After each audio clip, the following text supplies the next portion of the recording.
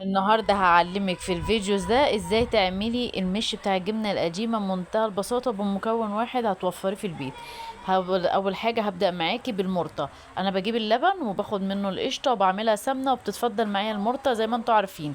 المرطه ديت انا بحفظها في الفريزر، بجمعها على بعضيها وبحتاجها اللي انا هعمل بيها المش. اول حاجه طبعا لازم تجيبي حاجه غويطه، طاسه، حل، اي حاجه، المهم عشان خاطر لما تغلي فيها. هسيح بقى المرطة دي على النار، هتسيح معايا بالطريقة دي. هبدأ اشوحها لان هي هتنزل حاجات بسيطة خالص من السمنة بتاعة المرطة. فهقلبها فيها تقليبة حلوة واتأكد ان انا سويتها فيها كويس.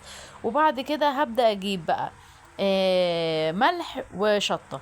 دولت اساسي للمش بتاع الجبنة القديمة عشان ما تدوتش معاكي.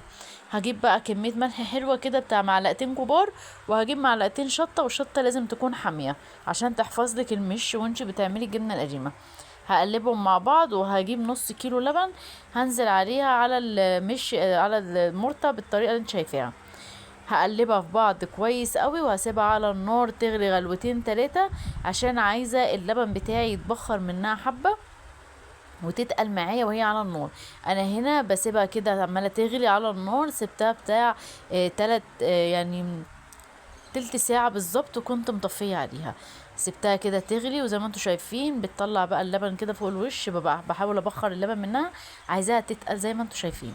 بس اول ما تتقل معايا هسيبها على جنب تبرد، وهضربها في الخلاط كده عشان اخليها ناعمة بالطريقة ديت. بس وهجيب بقى الحاجة اللي انا هحط فيها المش بتاعي وهحط فيه الجبنة القديمة.